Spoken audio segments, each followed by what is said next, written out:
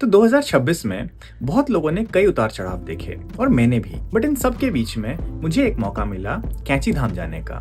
ऐसा लगा जैसे नीम करोली बाबा ने ही मुझे अपने पास बुला लिया और मैं रुक ना पाया। तो करीब सुबह 7 बजे हम लोग पहुंचे नैनीताल और उस शांत वातावरण में एक अलग सा सुकून था।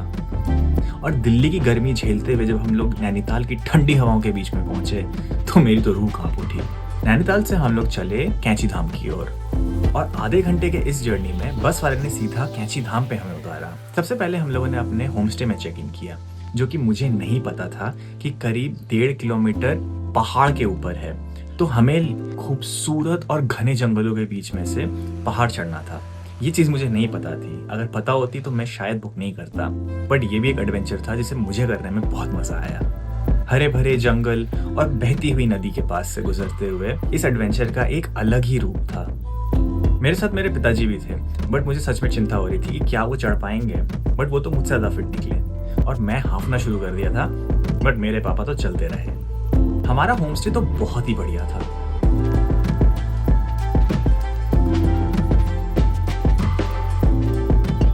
ये था हमारा होम स्टे, बट इसके बारे में मैं आगे बात करूंगा। पहले बात करते हैं मंदिर की।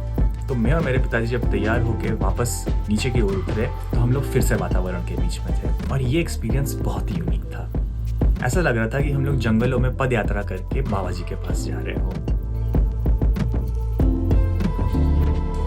यहाँ पे छोटा सा एक फोटो सेशन भी किया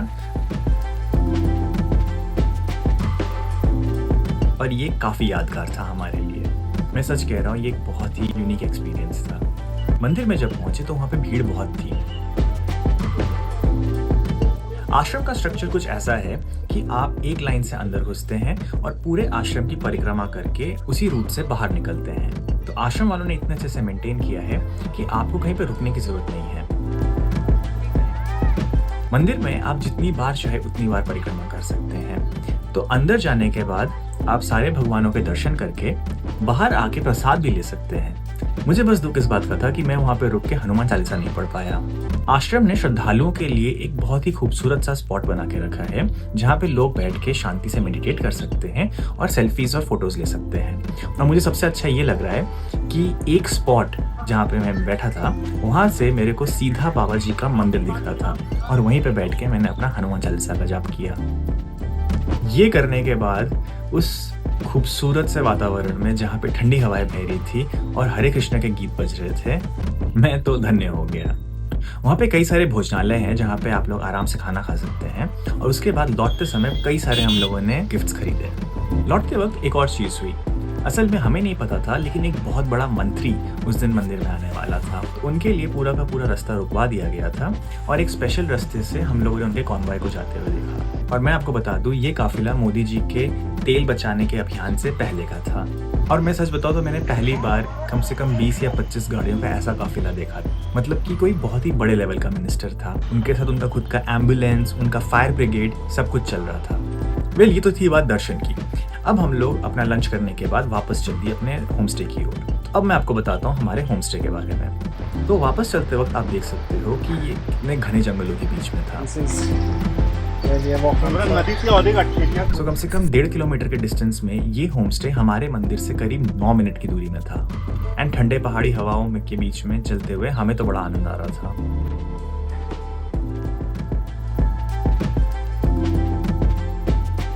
शाम को मुझे मंदिर में आरती देखने का बड़ा मन था। तो मेरे पिताजी तो थके हुए थे तो वो नहीं गए। बट जब मैं उतरा तो अचानक से मौसम बदला। उतरते समय तो बहुत ही अच्छा लग रहा था। क्लाउड्स हो रखे हैं।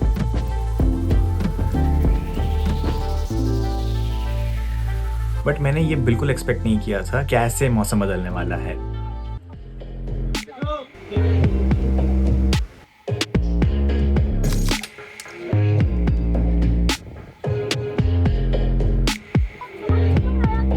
बट जब मैं नीचे पहुंचा तब तो झमझमा के बारिश शुरू हुई। मंदिर पहुंचने से पहले ही बारिश शुरू हो गई और मैं वहां पे दुकानों के पास रुक गया। इसी बीच मुझे मौका मिला काफी खूबसूरत वीडियोस लेने का, क्योंकि पहाड़ों में ये मौसम तो लाजवाब था।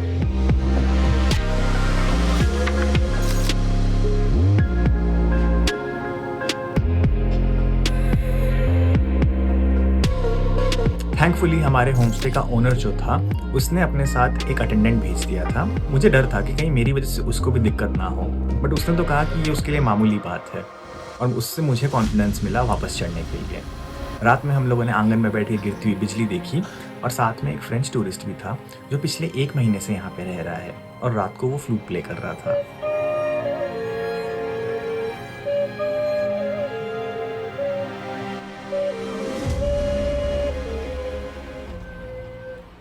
हमारे अगले दिन का प्लान साफ था। हमें पहुंचना था नैनीताल।